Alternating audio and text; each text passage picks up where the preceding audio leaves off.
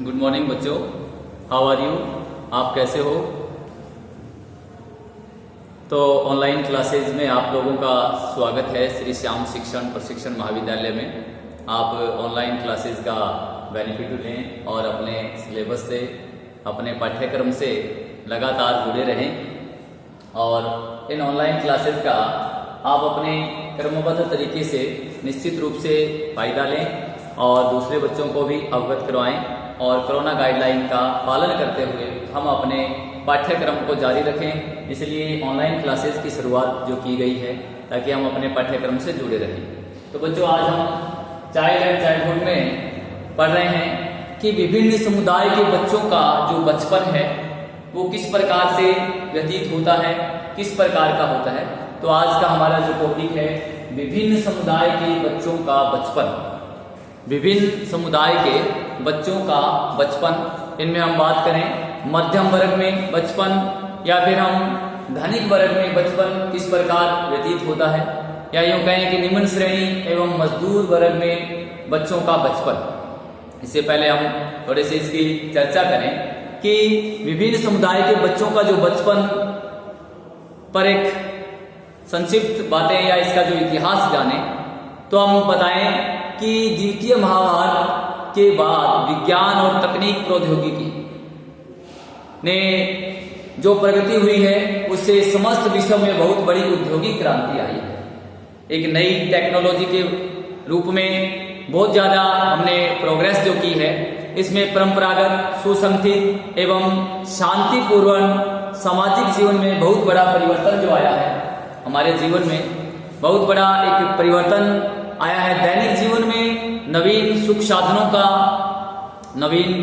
साधनों का उपयोग बढ़ जाने से अधिक धन कमाना आवश्यक हो गया है। अपनी आवश्यकताओं को पूरा करने के लिए धनोत्पादन की तीव्र प्रतियोगिता के कारण तथा यांत्रिक प्रयोग और कृषि के कारण गांवों का नाश होकर घनी बस्ती बनने, शहरों का निर्माण हो गया है। शहर में आज जो हम गांव की जो भूमि, कृषि भूमि जो देख रहे हैं, एक शहर का निर्माण हो गया है। औद्योगिक परिवर्तन के समाज की कृषि प्रधान रचना टूटने के कारण बचपन व्यापक रूप से निश्चित रूप से प्रभावित हुआ है। कृषि प्रधान समाज में बड़े कुटुंब एकत्र रूप में रहते थे। बालकों की शिक्षा घर के वृद्ध, प्रौढ़, महिला, पुरुष तथा अधिक आयु के भाई बहनों द्वारा स्नेहपूर्ण वातावरण तथा प्रत्यक्ष अप्रत्यक्ष रूप से होती रहती थी। औद्योगिक समाज में एक कुटुंब का विघटन हुआ, एक कुटुंब है वो कई टुकड़ों में बंटा। महिलाएं भी धनार्जन करने घर से बाहर जाने लगी। आजकल की शहरी संस्कृति और आर्थिक तनाव की स्थिति बालकों पर देखने को जो मिलती है, बालक इसके निश्चित रूप से इस औद्योगिक क्रांति से प्रभावित हुए हैं और बालकों की जो बचपन की जो स्थिति है उसमें निश्चित रूप से परिवर्तन आया है। बालक अपने उस बचपन को परिवर्तित महसूस करते हैं। आजकल की शहरी संस्कृति के आर्थिक तनाव की स्थिति में बालकों को जीवन स्पर्शी ज्ञान उपलब्ध होना कठिन हो गया है। इसके अभाव में पूर्ति हेतु कुशल संचालकों के मार्गदर्शन में जीवन स्पर्शी अनुभवों से समृद्ध बालक शाखाओं का निर्माण हुआ है। बहुत सी विभिन्न प्रकार की जो समृद्ध जो शाखाएं जो बनी है उनका निर्माण हुआ है। भारतीय समाज में विभिन्न वर्ग स्तरीय आर्थिक परिस्थितियों में बचपन के स्वरूप को बहुत से वर्णों में वर्णित किया गया है, बहुत से रूपों में देखा गया है, बहुत से रूपों में प्रदर्शित किया गया है। तो हम इस विभिन्न जो समुदाय हैं उनमें सबसे पहले मध्यम वर्ग में बचपन, नंबर 1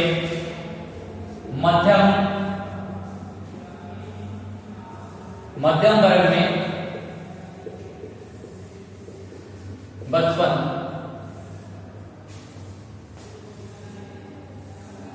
मध्यम वर्ग में बालकों का जो बचपन है, चाइल्डहुड इन मिडिल क्लास, हम बात करें मध्यम वर्ग में जो बचपन है उसकी, गांव में गांव के परिवारों में जो मध्यम वर्गीय हैं, धन कमाने की लालसा के वशीभूत, उन्हें शहरों में आना पड़ रहा है, शहरों में आना पड़ रहा है। फलस्वरूप संयुक्त परिवारों का विघटन हुआ है, संयुक्त परिवार टूटने लगे हैं।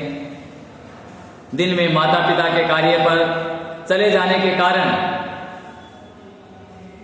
माता पिता के चले जाने के कारण बालकों की देखभाल करने का कोई नहीं रहता है। शहरों में स्थानाभाव के कारण खेलकूद प्रक्रिया में वो अपना भाग नहीं निभा पाते। खेलकूद किसके साथ करें, किससे करें, किस स्थान पर करें, इस दुविधा में भी रहते हैं। अतः इन बालक बालिकाओं के विकास पर समुचित ध्यान देने के लिए पूर्व प्राथमिक विद्यालय की स्थापना परम आवश्यक होने लगी है। प्री जो एजुकेशन है, या यूं कहें कि पूर्व प्राथमिक विद्यालय की स्थापना परम आवश्यक होने लगी है। इस समस्या के समाधान हेतु गांव और शहरों में शिशु शालाओं का विकास हुआ है, शिशु शालाओं का विकास हुआ है, जिनमें उन शिशुओं को एक प्री लेवल की या पूर्व योजित जो ज्ञान की पद्धति से अवगत कराया जा सके। अतः बालक बालिकाओं के विकास पर समुचित ध्यान देने के लिए पूर्व प्राथमिक विद्यालय की स्थापना परम आवश्यक होने लगी है। इस समस्या के समाधान हेतु गांव और शहरों में शिशु शालाओं का विकास हुआ है, परंतु पर्याप्त भूमि एवं साधन सुविधाओं के अभाव में यह व्यवस्था बालकों का रक्षण मात्र कर पा रही है, केवल और केवल रक्षण मात्र कर रही है। ये पूर्ण रूप से हम नहीं कह सकते कि विकसित है। बचपन के वास्तविक विकास हेतु विधिवत पूर्व प्राथमिक विद्यालयों के संचालन की आवश्यकता है। तो ये मध्यम वर्गीय जो परिवार जो अपनी आजीविका से जुड़े हुए हैं और अपने बच्चों का जो बचपन है किस प्रकार से प्रभावित होता है, एक माता पिता के कमाने के चले जाने के बाद बच्चों के सामने जो खेलने की समस्या प्रकट जो होती है, या यूं कहें उनके एक अभिव्यक्ति व्यक्त करने की, अच्छे संस्कारों को ग्रहण करने की जो युक्ति बात होती है, वो उससे दिन प्रतिदिन टूटते जा रहे हैं, उससे दूर होते जा रहे हैं। यह मध्यम वर्ग के बच्चों के बचपन की हम बात करते हैं। अब हम दूसरे रूप में बात करें कि धनिक वर्ग में बच्चों का बचपन, धनिक वर्ग में बच्चों का जो बचपन है उसकी हम बात करें कि धनी जो लोग हैं, साधन संपन्न वाले जो वर्ग हैं, उनके बच्चों का जो बचपन अधिक सुविधाओं संगत होता है। उनके पास प्रत्येक साधन की जो सुविधा है, अब डिपेंड करता है कि वो उन साधन सुविधाओं का कितना इस्तेमाल करते हैं, कितना उपयोग करते हैं और उससे कितना लाभ वो उठा पाते हैं। तो धनी वर्ग के जो बच्चे हैं उनका जो बचपन है, बड़े बड़े उद्योगपतियों एवं धनिक वर्गों के घरों में खेल के साधनों की विपुलता तो रहती है, देखभाल के लिए नौकर भी होता है उनके ऊपर, एक बच्चे के ऊपर एक व्यक्ति तैनात होता है उसकी सुरक्षा के लिए, उसकी खेल की व्यवस्था के लिए। किंतु मर्यादित कुटुंब होने के कारण बालक बालिकाओं को खेलने के लिए समवयस्क संगी साथी नहीं मिलते हैं। बड़ी ही धनी वर्ग में भी एक कमी आ रही है कि उसका क्लासमेट, उसका बचपन का जो दोस्त, उसके माध्यम से जो सीखे वो उनको नहीं मिल पाता है। भले ही वो धनी वर्ग में पैदा हुआ है, धनी वर्ग में जो रह रहा है, यूं कहें खेलने के लिए समवयस्क संगी साथी नहीं मिलते हैं। माता पिता भी क्लब या मित्रों के घर आने जाने में तथा अपने राग रंग में व्यस्त रहते हैं। माता पिता भी बड़े ऐशो आराम के साथ अपने कार्य में व्यस्त रहते हैं, या यूं कहें अपने मनोरंजन के रूप में व्यस्त रहते हैं। फलस्वरूप उनकी संतान को उनका स्नेहपूर्ण जो प्यार जो मिलना चाहिए नहीं मिल पाता है। बड़े बड़े बंगले दूर दूर होने से धनवानों के बालकों को पास पड़ोस के बालकों से मिलना कठिन हो जाता है। हम ये कह सकते हैं कि उनके रहने के लिए बड़े कोठी बंगले हैं, परंतु आस पड़ोस के जो मध्यम वर्गीय निम्न वर्गीय जो लोग रह रहे हैं उनसे मिलना भी कठिन हो जाता है, या वो उनके आस पड़ोस के लोग भी उनसे मिल नहीं पाते हैं। बड़े बड़े बंगले दूर दूर होने से धनवानों के बालकों को पास पड़ोस के बालकों से मिलना कठिन रहता है। धनवानों को अपनी प्रतिष्ठा की चिंता होती रहती है, इससे भी उनके बालक अन्य समुदाय के बालकों से मिलना पसंद नहीं करते हैं।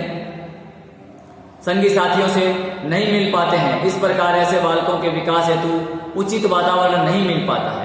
इस समस्या के समाधान हेतु भी कई प्रकार के विशेष नर्सरी स्कूल प्रारंभ हो गए हैं। इस हेतु भी कई प्रकार के विशेष स्कूल भी प्रारंभ हो गए।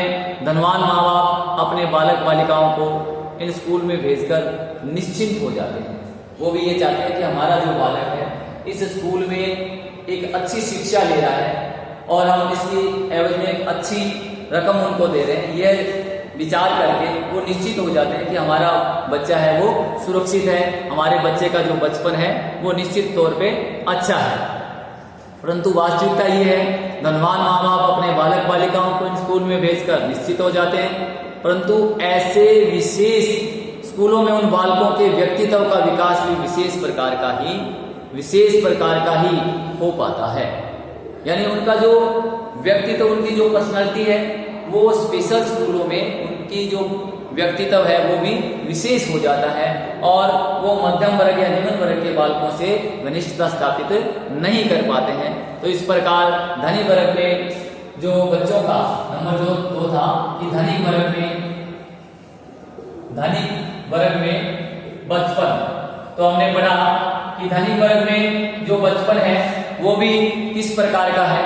धनवान माँ बाप अपने बच्चों को विशेष प्रकार के स्कूलों में भेजते हैं। विशेष प्रकार के स्कूलों में भेजने के बाद वो निश्चित हो जाते हैं कि हमारे बच्चों का बचपन है वो सेफ है, सुरक्षित है। परंतु उनके सामने भी एक समस्या ये आती है कि विशेष प्रकार के स्कूलों में भेजने से उनका जो व्यक्तित्व है वो भी एक विशेष हो जाता है और वो अन्य प्रकार के जो वर्ग के जो लोग हैं उनके बच्चों के साथ संपर्क करने से भी कतराते हैं, यूं कहें उनसे संपर्क नहीं कर पाते हैं, उनके बचपन के साथ एडजस्टमेंट नहीं कर पाते हैं। ये धनी वर्ग के लोगों की जो दास्ता है वो उनके आड़े आती है कि वो विशेष प्रकार की शिक्षा से जुड़े हैं परंतु उनका व्यक्तित्व भी विशेष हो जाता है।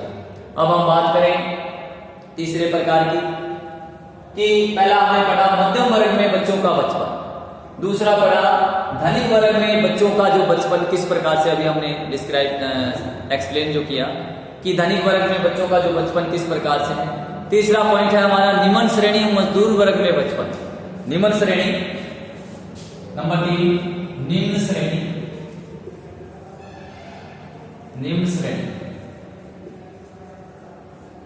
या मजदूर वर्ग, या हम बात करें निम्न श्रेणी एवं मजदूर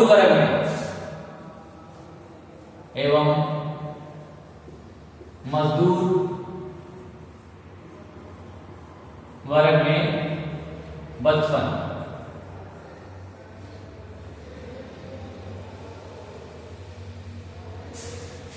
ये तीसरा जो बिंदु हमारा है, हम चाइल्डहुड में पढ़ रहे हैं कि विभिन्न समुदाय के बच्चों का जो बचपन है।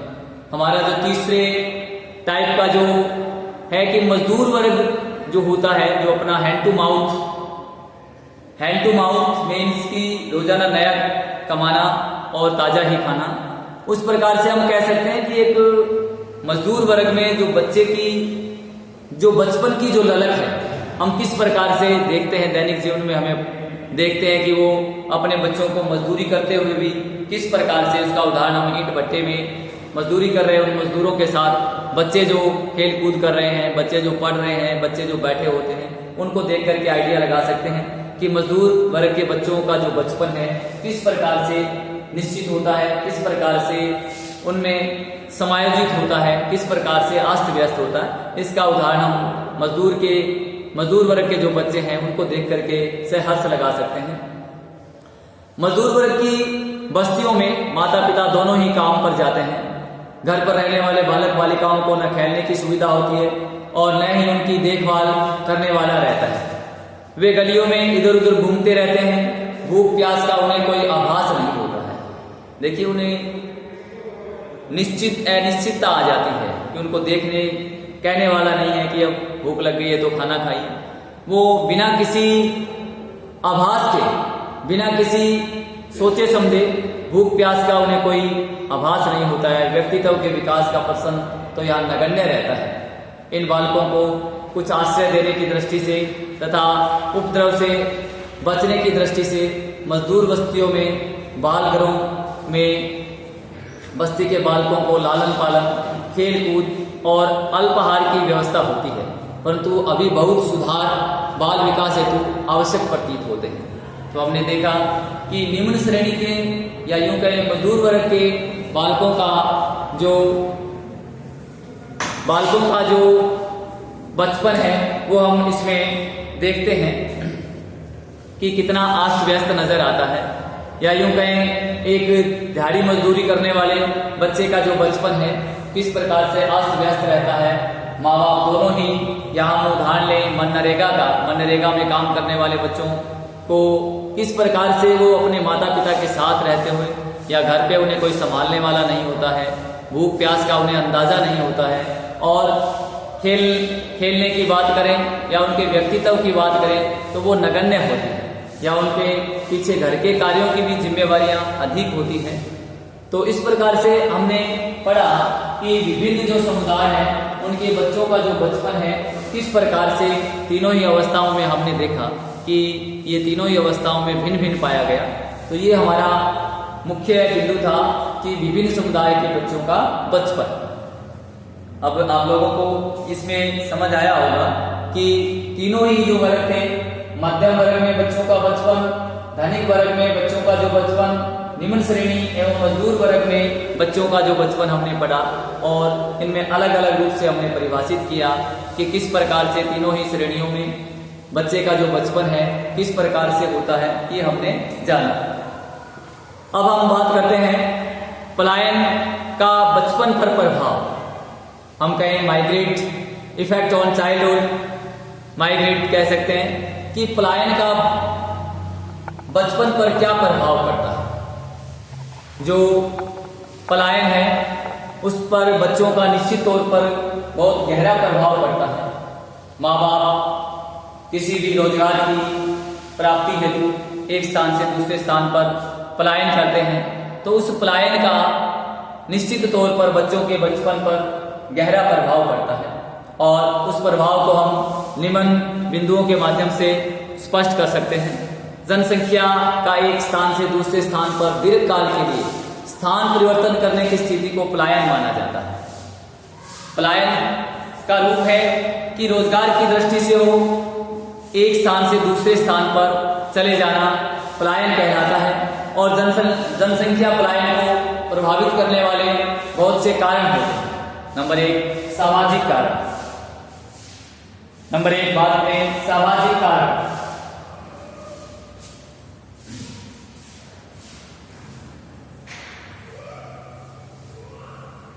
कौन सा कारण? सामाजिक कारण। पलायन का बचपन पर प्रभाव। पलायन तो आप समझ ही गए होंगे कि जनसंख्या का एक स्थान से दूसरे स्थान पर दीर्घकाल के लिए स्थान परिवर्तन करने की स्थिति को पलायन माना जाता है। या यूं कहें किसी भी व्यक्ति द्वारा रोजगार की तलाश में एक स्थान से दूसरे स्थान पर दीर्घकाल के लिए स्थानांतरित हो जाना पलायन कहलाता है। तो उस पलायन का बचपन पर क्या प्रभाव है? पलायन का बचपन पर प्रभाव। बचपन पर जो प्रभाव है उसका हम अध्ययन करते हैं कि किस प्रकार से। पहला है सामाजिक कारण। पहला है नंबर 1 सामाजिक कारण। सोशल रीजन जो है सामाजिक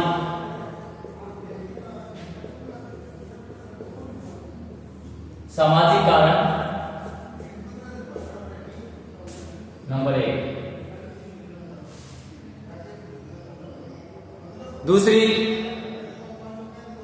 दूसरा है प्राकृतिक कारण। तीसरा जनांकिक कारण, चौथा आर्थिक कारण, और पांचवा राजनीतिक कारण क्या है। तो पहला हमने पढ़ा सामाजिक कारण, दूसरा प्राकृतिक कारण, और तीसरा जनांकिकीय कारण, और चौथा आर्थिक कारण। चौथा कौन सा? आर्थिक कारण, और पांचवा राजनीतिक कारण। पांचवा है राजनीतिक कारण। पलायन की प्रवृत्ति से भारतीय समाज में बचपन पर प्रत्यक्ष एवं अप्रत्यक्ष रूप से प्रभाव देखने को मिले हैं, जो हितकर भी हो सकता है और अहितकर भी। अब हम इसमें पढ़ें कि बालक के शारीरिक विकास पर क्या प्रभाव पड़ता है। पलायन का बचपन पर जो प्रभाव है, सबसे पहला पॉइंट हमने पढ़ा इसमें कि बालक के शारीरिक विकास पर क्या प्रभाव पड़ता है। नंबर 1, बालक के शारीरिक प्रभाव, बालक के शारीरिक या यूं कह सकते हैं बालक के शारीरिक विकास,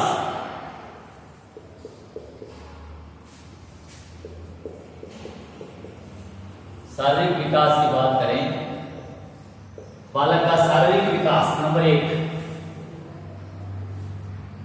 पर प्रभाव नवीन शिक्षण विधियों से प्रभावित होकर, नवीन शिक्षण विधियों से प्रभावित होकर नवीन भारत बालक के शारीरिक विकास पर बहुत बल दे रहा है, परंतु जो माता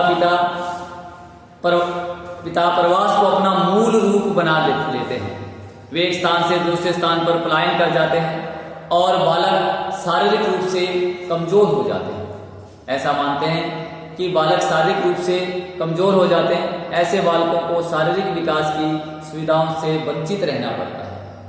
ऐसे जो बालक हैं, ऐसे बालकों को शारीरिक विकास की सुविधाओं से वंचित रहना पड़ता है और उनका शारीरिक जो विकास है कम होता है।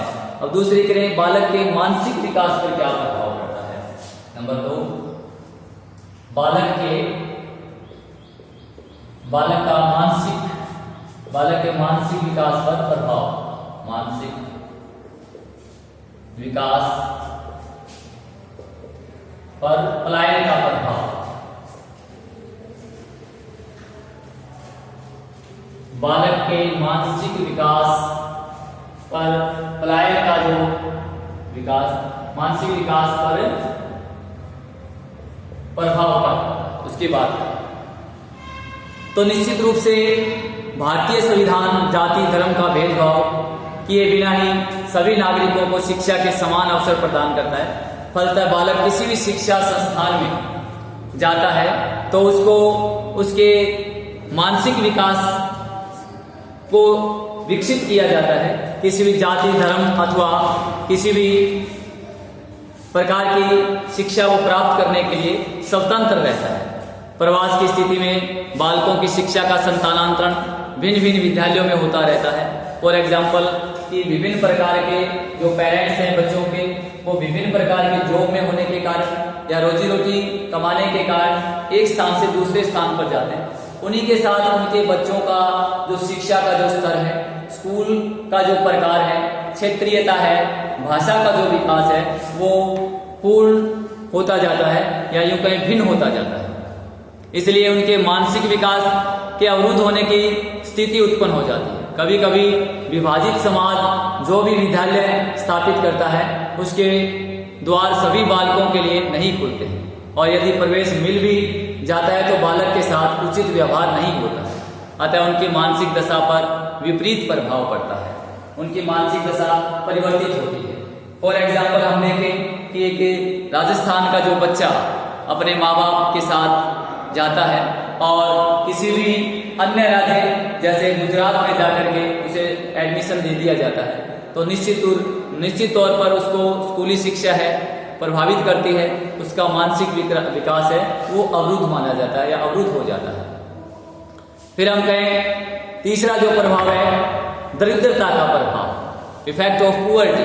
दरिद्रता का जो प्रभाव है वो भी पलायन के हिसाब से होता है। अधिकतर बालक जिसके माता पिता पलायन करते हैं वह गरीब परिवारों से संबंधित होते हैं। ऐसे बालकों के रहन सहन का स्तर कुछ ठीक नहीं होता है, निम्न प्रकार का होता है। शहरीकरण होने पर ऐसे बालक गंदी बस्तियों में, स्लम्स एरिया में निवास करते हैं। ऐसी दशा में ये सोचना कि बालक का उचित विकास होगा केवल एक भ्रांति है। ऐसी स्थिति में बालक की शिक्षा अवरुद्ध हो जाती है। तो इस प्रकार से हम देखते हैं कि बालक की जो शिक्षा है विभिन्न परिस्थितियों में या विभिन्न वर्गों में किस प्रकार से प्रभावित होती है, और अलग अलग रूपों में हम देखें तो अलग अलग रूपों में हम अलग अलग प्रकार इसके पाते हैं। तो आज हमने पढ़ा कि पलायन के कारण बच्चों का जो बचपन है किस प्रकार से प्रभावित होता है और किस प्रकार से प्रभावित होता है, और हम किस प्रकार से एक दूसरे को देख पाते हैं। तो आज हम इतना ही पढ़ेंगे। Thank you.